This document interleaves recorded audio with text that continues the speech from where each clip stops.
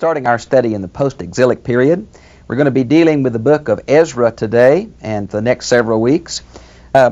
Let's deal quickly because we've got several chapters to do with authorship and date and uniqueness, okay? There are some who assert that the author of Ezra and Nehemiah is also the author of Chronicles.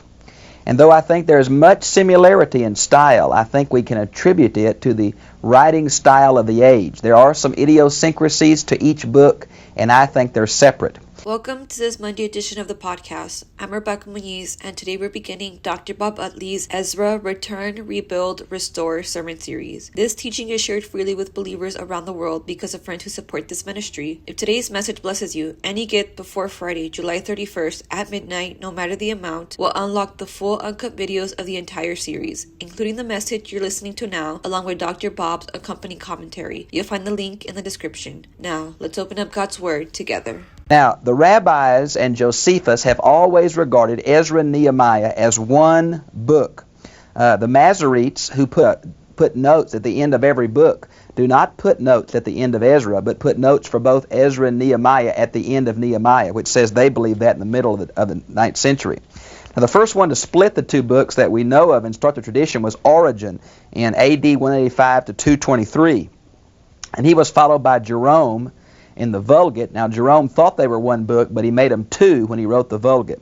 In 1448, the first Hebrew Bible began to separate them, and they're separated both in the modern English and the modern Hebrew Bibles. It seems to me, though, because of the duplication of Ezra chapter 2 and Nehemiah chapter 7, that it's two separate books. E.J. Young has suggested the reason they're one book is because the Hebrews wanted to keep the same number of books in the Old Testament as there were consonants in the Hebrew alphabet, and there may be some validity to that. Now, of course, as far as the date, I think with the finding of the Elephantine papyri, which showed us Aramaic of this time, and the similarity with the royal Aramaic of Ezra, that Ezra is during the reign of Artaxerxes I. And I don't think we can get away from that. This book is also known, in English it's called Ezra, and you have Nehemiah. Now, there are two apocryphal books by the same name. In English, they're called First Esdras and Second Esdras. In the Septuagint, Ezra is called Esdras B, Nehemiah is called Esdras C, and the apocryphal book is called Esdras A. Now, in the Vulgate, it's Ezra is Esdras Roman numeral 1, Nehemiah is Esdras Roman numeral 2, First Esdras Apocrypha is Esdras Roman numeral 3, and Second Esdras is Esdras Roman numeral 4. And so it gets a bit confusing, but that's the different designations for this book. I've given you a brief outline and some historical information in your notes, and I hope they're helpful. Let's go to the text now, if we could, please. Now, in the first year of Cyrus, king of Persia. Now, this is probably he became king of Babylon, and so we're referring to around 538 B.C. And that's the date of the edict, let the Jews go home. For a long time, people have said, well, the king of Persia is not a title that they used. But archaeological evidence has showed it certainly was a title, and this shows the historicity of this account. Now, Cyrus is known as a very good ruler by many of the historians. Herodotus says he ruled like a father. Exophon says he was a model prince. Plutarch says in wisdom, virtue, and greatness of soul. Diodorus says that he had remarkable self-control, and even later a Roman historian Cicero had the same glowing remarks about Cyrus II. So he really was a good king. The reason he probably was so good is he let the peoples keep their traditions and cultures, and he restored them back to the places they'd been exiled from. Apparently, the policy of exile started under the Hittites, was taken over by the Assyrians and Babylonians. The Greeks used it, the Romans used it to some extent, and so Persia was the only one that resettled people and caused them to love them. And that was their way of keeping control. In order to fulfill the word of the Lord by the mouth of Jeremiah. Now, this seems to refer to the 70 years of captivity. Now, some have said, well, when you add up all these numbers, you don't get 70. I guess the only way you can really get the number 70 is to go from the destruction of the temple, 586, to the rebuilding of the second temple, 516. Now, there's 70 years exactly. Some say the number is just a round number of the lifespan of an individual. And so the exile in years was around 40, 50 years, somewhere like that. Okay? Through the years, God has really impressed on me to try to provide materials free for those people, particularly in the third world, who just don't have access to libraries and seminaries and Bible study opportunities. So I'd like for you to do two things for us. Number one, many of you have known me for all these 50 years. I really am asking you to help us to fund these biblical centers, both in Africa and Southern Asia. I think you can trust me that your money will go to what you direct it to. Others of you are just not able to do that, and I understand that, but I really want to ask you to pray for these centers, that we'll be able to find those pastors who are teachable, who are searching for a good, solid theological, exegetical, biblical base for their theology. And so I think you can pray or you can give, but we appreciate you. You've been so gracious through the years. I just have not asked you to help us many times. But these centers seem to be the next step that Bible Lessons International or Free Bible Commentary is trying to take. Depends on when you were taken in captivity. There was a 605, a 597, a 586. Which deportation we count, we're not sure.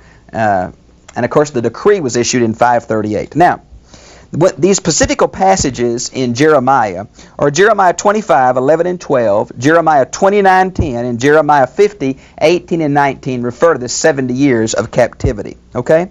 Notice it says, the Spirit of the Lord stirred the spirit of Cyrus, the king of Persia. But this is the very same thing in chapter 5. It says God stirred up the exiles to go home. This is one of those very common phrases in a theology that God is in control of all of history, not just Israel. All men, all nations are under His control.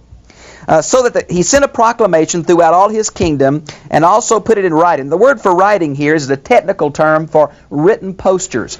Now, there's been some debate about the Hebrew decree found here in chapter 1 and the Aramaic decree in chapter 6. And there is a vast difference, although great similarity on major points. It seems that possibly the Hebrew was written for the proclamation among the Jews, and the Aramaic of chapter 6 was written for the temple archives, administrative archives. I'm not sure that's true, but maybe one was verbal and one was written. We're just not certain. It is amazing. This is documents from the Old Testament times that we have found Cyrus' cylinder. And I want to read you a little bit of what Cyrus says about why he let all these peoples go. He didn't let just the Jews go home and give them money to rebuild their temple. He let everybody. Let me read just a bit from it. To the cities of Asher and Susa, Agad, the cities of Zamban, Mitru, Dur, as far as the region of the land of Gudium, the holy cities beyond the Tigris, whose sanctuaries had been in ruins over a long period. The gods whose abode is in the midst of them, I returned to their places and houses, and housed them in lasting abodes. I gathered together all the inhabitants and restored to them their dwellings. The god of Sumers and Akkad, whom Nabonidus had in the anger of the Lord of the gods, brought into Babylon, I, at the bidding of Marduk, the great Lord, made to dwell in peace in their habitations, delightful abodes. May all the gods whom I have placed in their sanctuaries address a daily prayer in my favor to Baal and Nebu, that my days may be long, and they may say to Marduk my Lord, may Cyrus the king, who reveres thee, and Cambus his son, on and on. Well, you see that he is not a Yahwehist, though he's going to have some names here of God. But he is a polytheist, and he wanted to return all these peoples and built them the temples of their native deities and said, look, y'all pray for me.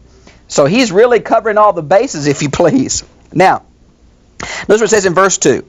And thus says Cyrus, king of Persia, the Lord, the God of heaven. Now, he is going to use Jewish theology and phraseology in this edict. Now, obviously, he cooperated with the different racial groups in the name of their God and the appropriate way to say things. I'm not saying that Jews wrote this, but I'm saying they probably consulted Jews before it was written.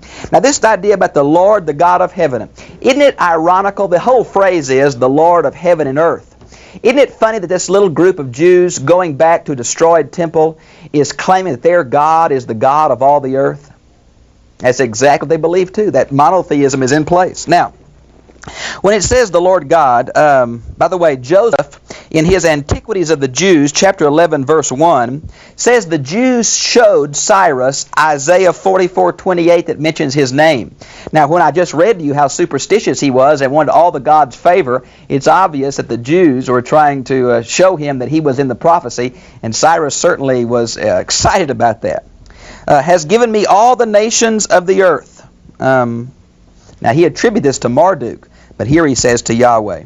And he has appointed me to build a house in Jerusalem, which is in Judah. All right. By the way, the word Lord here in verse 2 is the word Yahweh, YHWH, from the Hebrew verb to be, Exodus 3:14, the covenant name for the God of Israel. Vulgate and the Septuagint add this, who is in Jerusalem. And I think that's probably true because I think Cyrus still had the idea of regional gods. I don't think Cyrus' theology was monotheism. It's obvious he was a polytheist and thought these gods were regional or lesser gods to Marduk. Okay?